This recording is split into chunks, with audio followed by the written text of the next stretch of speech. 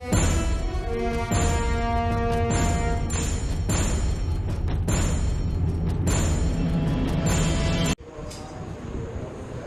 dear students, welcome back on this channel Ajit mathematics. आप सबका इस चैनल पर हार्दिक स्वागत है। आप लोगों ने अवतल दर्पण में सीख लिया है F बराबर r/2, अर्थात अवतल दर्पण की फोकस दूरी उसकी वक्रता त्रिज्या की आधी होती है। आज उसी को हम सीखेंगे, लेकिन उत्तल दर्पण में देखेंगे क्या उत्तल दर्पण में भी फोकस दूरी वक्रता त्रिज्या की आधी होती है। यदि हाँ, तो आइए उसको सीखते हैं कैसे होती है।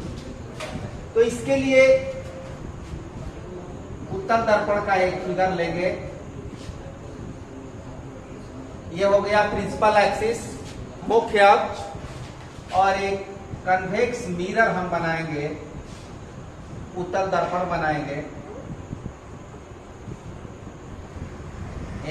एम डैश, ये उत्तल दर्पण अंदर से पॉलिश किया रहेगा।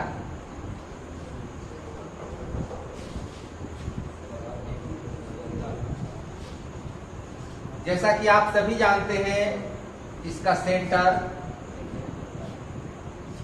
दूसरी तरफ होता है, दर्पण के पीछे होता है। ये पोल हुआ और इन दोनों के बीच में फोकस रख लेते हैं F। कोई किरण इस तरह से जब इस पर आपतित होती है, मान लीजिए कि ये भी किरण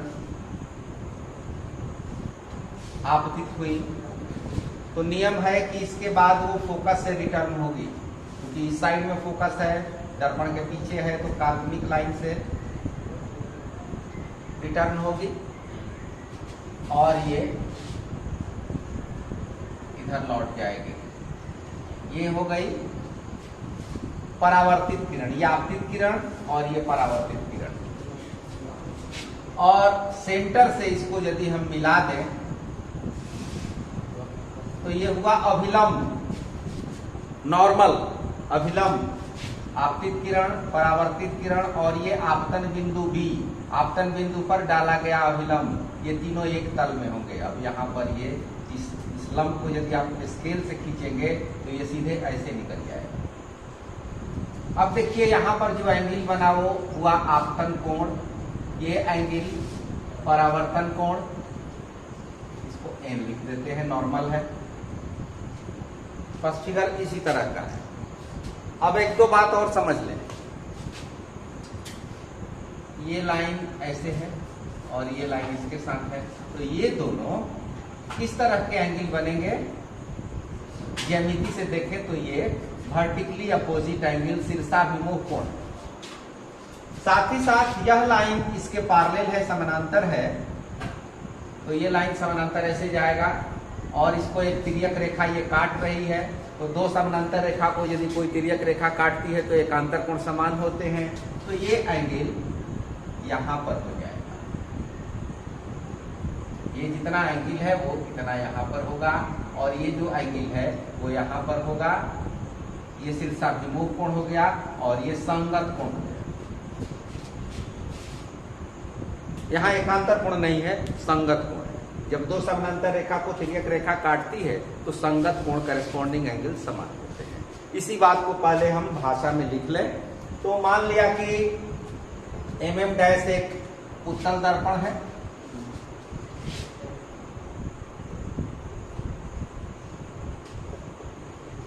mm डैश एक उत्तल दर्पण।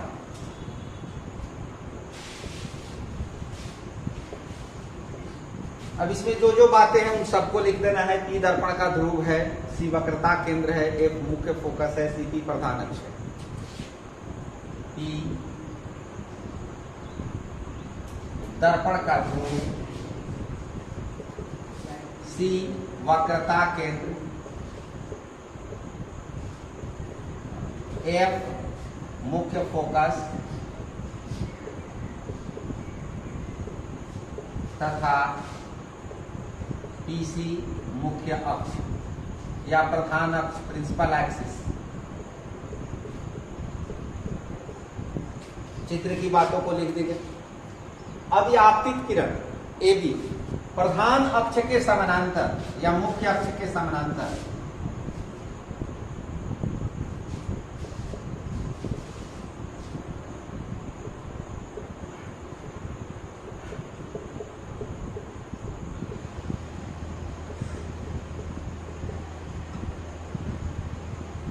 दर्पण के किस बिंदु पर आपतित होती है? तो B पर।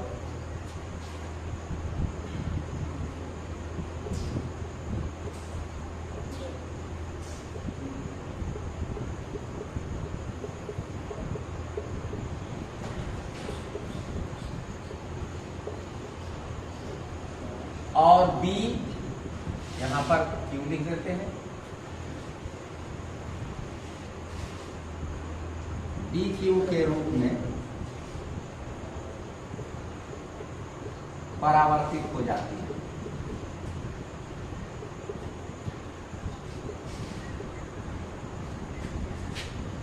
CB को मिलाया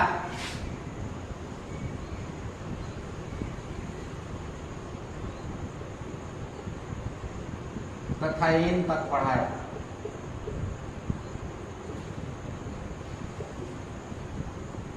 CB अभिलंब है।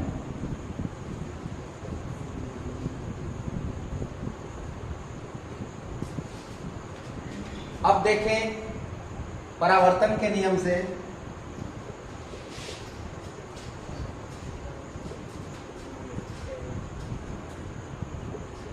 क्या पाते हैं? एंगल ABN आपतन कोण और एंगल QBN परावर्तन कोण।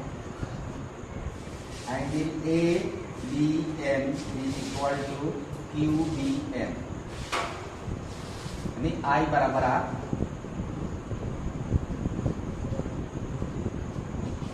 इक्वेशन 1। अब ज्यामिति से देखिए,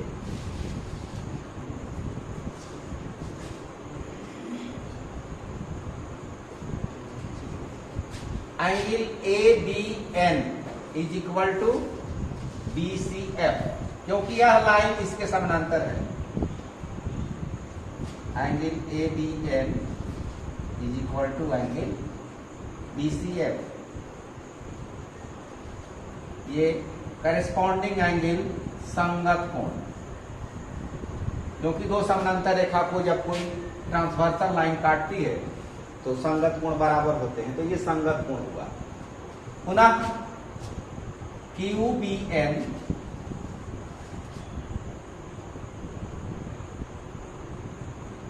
इज इक्वल टू CBF, ये कौन सा कोण है? वर्टिकली अपोजिट एंगल, शीर्षाभिमुख कोण।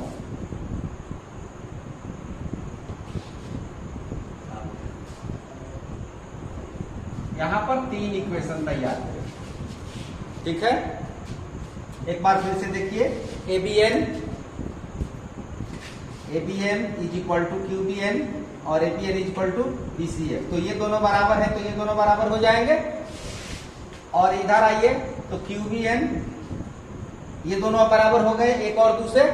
अब QBN के बराबर क्या लिखना है? CBF, तो ये दोनों आपस में बराबर होंगे। ध्यान से समझ लीजिए, ये दोनों एंगल बराबर हैं तो ये दोनों बराबर होंगे, और जब ये दोनों बराबर हो गए तो अब यहां पर आ जाइए। QBN की वैल्यू CBF या QBN की वैल्यू BCF रख सकते हैं। तो इस प्रकार हम लिखेंगे, डायरेक्ट लिखते हैं समीकरण 1, 2 और 3 से। 1, 2 और 3 हम क्या पाते? BCF बराबर CBF,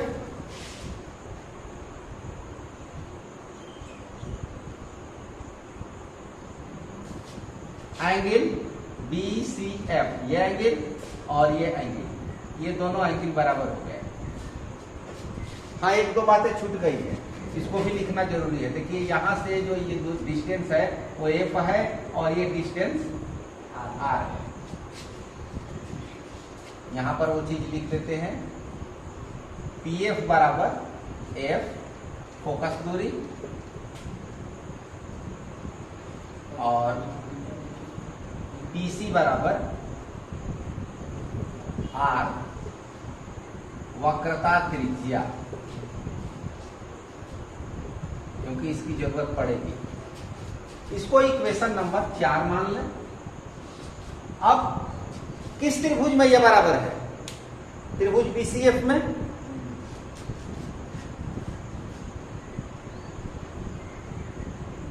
अब जब दो कोण बराबर हो गए तो इनके सामने की भुजाएं बराबर होंगी, क्योंकि अगर त्रिभुज में दो कोण समान हो गए तो उनकी सम्मुख भुजाएं बराबर होती हैं, या दो भुजाएं जब बराबर है तो उनके सम्मुख कोण बराबर होते हैं। तो यहां पर दो कोण बराबर हैं, तो BCF ये आएंगे। इसके सामने की भुजा BF और इसके सामने की भुजा CF, तो BF बराबर CF सम्मुख भुजा।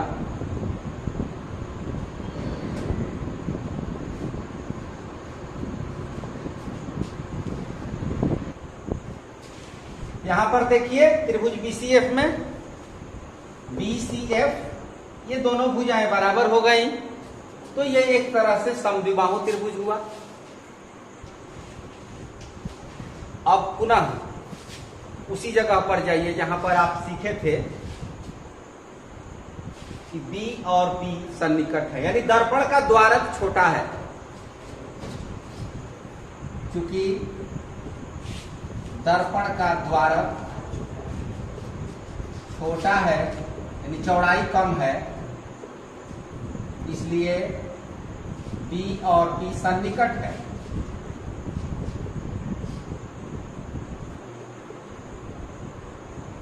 बिल्कुल नजदीक है। तब BF की जगह पर हम PF लिखेंगे, क्योंकि B के बदले P लिखेंगे।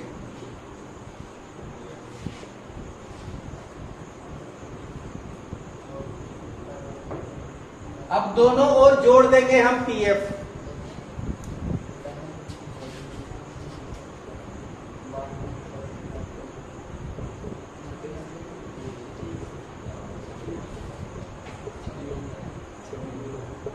PF plus PF, PF plus CF, PF और PF 2PF, और इन दोनों को यदि जोड़ा जाए PF और CF को तो ये PC हो जाएगा। अब वैल्यू पुट कीजिए, PF की वैल्यू F और PC की value R is equal to F is equal to R/2।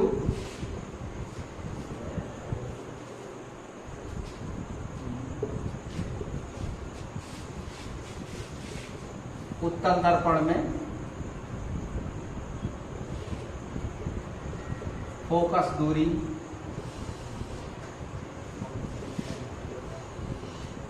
वक्रता त्रिज्या की आदि होती है।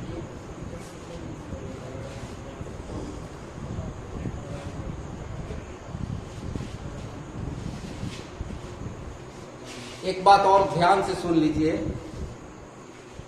प्रश्न पूछता है सिद्ध कीजिए कि गोलीय दर्पण की फोकस दूरी उसकी वक्रता त्रिज्या की आधी होती है।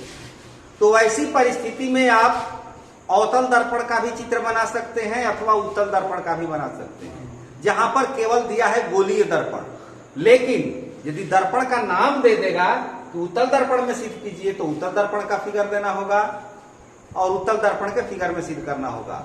अथवा यदि अवतल दर्पण में सिद्ध कीजिए ऐसा लिखा रहेगा, तब अवतल दर्पण का ही उत्तर देना होगा।